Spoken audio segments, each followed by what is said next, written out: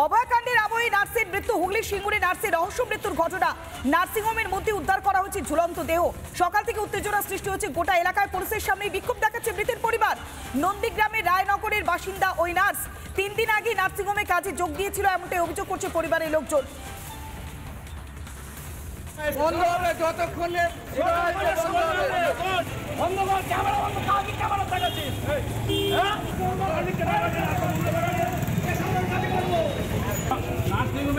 আগে মালিককে ডাকো, করতে হতো। মেয়ের বাবা আসুক, তারপর বাবাকে 11টার সময় ফোন করে যাবে। এখান থেকে বডি গেলে তুমি জবাব দাও। নির্লজ্জ সরকার, নির্লজ্জ বেহায়া সরকার। আমার মনের বিচার চাই, বিচার চাই, বিচার চাই, আমার মনের বিচার চাই, বিচার চাই, বিচার চাই। নির্লজ্জ পুলিশ প্রশাসন। হায় হায়। 3 দিন আগে কাজে যোগ দিয়েছিল, তারপরে এই মৃত্যুর ঘটনা। অভিযোগ উঠে আসছে পরিবার আসার আগে দেহ নিয়ে গিয়েছে পুলিশ। আমরা সরাসরি যাই আমাদের প্রতিনিধি সুজিতের কাছে। সুজিত, কি এমন ঘটনা ঘটলো যে পরিবার আসার আগে দেহ নিয়ে যেতে হলো পুলিশকে? আর এখানেও তো সেই অভয়াকাণ্ডের ছায়া দেখা যাচ্ছে।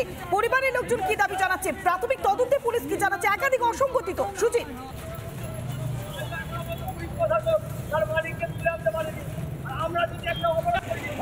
একদমই তাই। দেখো, অনেকগুলো কিন্তু প্রশ্ন পুলিশকে ভাবাচ্ছে। তার আগে তোমাকে যদি দেখাই সেই ছবি, দেখতেই পাচ্ছ এই যে রোডের মধ্যে কিন্তু এখানে যারা রয়েছে তারা অবরোধ করে বসে আছে এবং রাস্তা অবরোধ করে বসে আছে। ঘটনাস্থলে কিন্তু বিশাল পুলিশ বাহিনী রয়েছে এবং এই যে নার্সিং যে স্টাফ, তার যে পরিবার, তার যে বাবা যেটা জানাচ্ছিল যে তাকে কিন্তু গতকাল রাতে ফোন করার পর তিনি যখন নার্সিংহোমে আসে তারপরে কিন্তু তাকে তার দেহ দেখানো হয়নি, এমনটা কিন্তু অভিযোগ করছে। এখানে যারা বিক্ষোভকারী রয়েছে তাদের সঙ্গে কথা বলার চেষ্টা করবো। আমার তার বাবাও রয়েছে। কি ঘটনা ঘটেছিল? এনাদার মেয়ে 3 দিন হলো এই নার্সিংহোমে কাজে লেগেছে। 3 দিন পর কালকে রাত্রে এনার বাড়িতে ফোন যায়, হঠাৎ ওনার মেয়ে মারা গেছে নার্সিংহোমের মধ্যেই। কি কারণে মারা গেছে, কেন মারা গেছে, ওনারা যখন ভোর 3:30টার সময় খবর পাওয়ার পর এসছে, তার আগে পুলিশ প্রশাসন সেই লাশটাকে নিয়ে চলে গেছে। আমাদের দাবি হচ্ছে এই যে আমার বোন যে মারা গেছে তার সঠিক বিচার চাই, এমনকি আদালতের সামনে এর পোস্টমর্টেম রিপোর্ট করতে হবে ম্যাজিস্ট্রেটের সামনে। যে পরিবার আসার আগেই দেহটা নিয়ে যেতে হলো কেন? বাবার থেকে একবার জানতে চাও, কি জানানো হয়েছিল?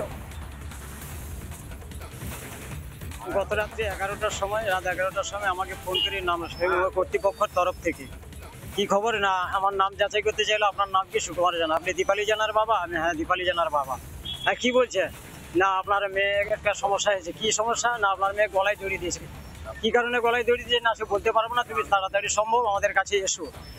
ওনাকে আমি তখন কথার উত্তরে বললাম যে আমাদের তো অনেক দূরে বাড়ি, 4-5 ঘন্টা সময় লাগবে গাড়ি ঘোড়া, প্রত্যন্ত গ্রাম অঞ্চল, তার সময়ের একটা প্রয়োজন আছে।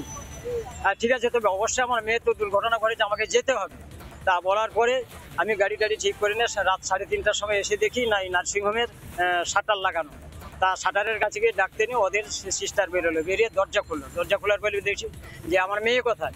আমার মেয়ে কথা বলতেন বলে বিটন থানাতে নিয়ে চলে গেছে। কেন বিটন থানাতে যাবে কেন? আমাকে ফোন করেছে, আমি এসেছি, আমি মেয়ের বাবা, জানতে পারলাম না, আমার এখতিয়ারের বাইরে আমার মেয়েকে নিয়ে চলে যাওয়া হলো। তার মানে আমার মেয়ে কি, মেয়েকে মার্ডার করা হলো, না মেয়েটা বাস্তবে সুসাইড করলো, না মার্ডার করে তাকে চক্রান্ত করে বিটন থানার ওসির সঙ্গে কম্প্রোমাইজ করে রাতের অন্ধকারে লাশ গায়েব করে চিন্তা ভাবনা, এটা কোনটা? এই জন্য কদিন হয়েছিল এখানে 3 দিন জয়েন্ট করেছে, আজকে নিয়ে 4 দিন, 3 দিন জয়েন্ট করেছে। 3 দিনের মাথায় আমার মেয়ে রাত 11টার সময় আমার কাছে খবর এসে মৃত্যু সংবাদ গলায় দড়ি দিয়েছে। আপনার বাড়ি কোথায়? আমার বাড়ি পূর্ব মেদিনীপুর, নন্দীগ্রাম, গ্রাম রায়নগর বাড়ি। এখানে এসে কি আপনার মেয়ের যে দেহ দেখতে পেয়েছেন? এখন পর্যন্ত আমি আমার মেয়েকে রাত 3:30টা পর্যন্ত এসে এখন পর্যন্ত আমার মেয়ের লাশটা আমি আদবে দেখতে পাই না। এমতো অবস্থায় আমি আপনাদের দৃষ্টি আকর্ষণ করতেছি যাহাতে আমার মেয়ে অভয়াকাণ্ডের মতো না ঘটে, সুবিচার পাই এবং এই নার্সিংহোমের কর্তৃপক্ষের উপযুক্ত বিচার চাই এবং ময়না তদন্ত চাই। এখনো এই যে আপনার মেয়ে গতকাল ফোন করেছিল আপনাকে নার্সিংহোমে, তার আগে কি কোনো কথা হয়েছিল আপনার সাথে? গত পরশুদিন আমি মেয়েকে ফোন করি, আমি প্রায় প্রতিদিন মেয়েকে ফোন করি। মেয়ে কর্মরত অবস্থায় থাকে, কখন আসবে না আসবে জানা নেই, ব্যস্ত থাকে। আমি প্রত্যেক দিন 8টা সাড়ে 8টা ওনার ফোনটা আশা করি বিটন থানার ওসির কাছে আছে, উনি যদি ক্লারিফাই করে দেখে সব কিছু বুঝতে পারবে।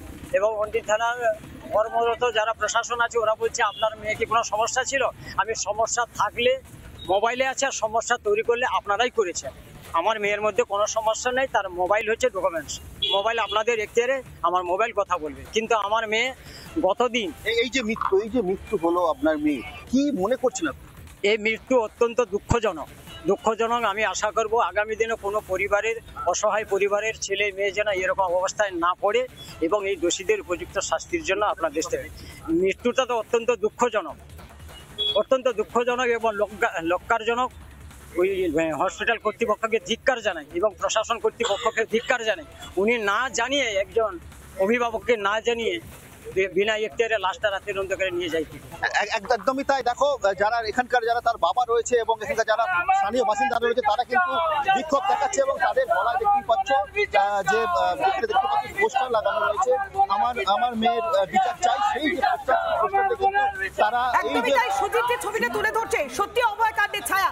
অভয় যেভাবে কর্মক্ষেত্রে নির্যাতনের শিকার হয়েছিল, ঠিক একইভাবে নার্সিংহোমে কাজ করতে এসে বেজকে প্রাণ দিয়েছে এই নার্সের রহস্য মৃত্যুর ঘটনা ঘটেছে। একাধিক অসঙ্গতি, পরিবার আসার আগে দেহ নিয়ে চলে গেল পুলিশ, কেন পরিবারকে জানানো পরেও দেহ রাখা হলো না? একাধিক অসঙ্গতি, তারপরে বিক্ষোভ দেখাচ্ছেন পরিবারের সদস্যরা। নানা ধরনের কন্টেন্ট দেখার জন্য লাইক করুন, শেয়ার করুন আমাদের ফেসবুক পেজ, সাবস্ক্রাইব করুন আমাদের ইউটিউব চ্যানেল। পাশাপাশি অন্যান্য ব্রেকিং নিউজের জন্য অবশ্যই চোখ রাখুন রিপাবলিক বাংলায়।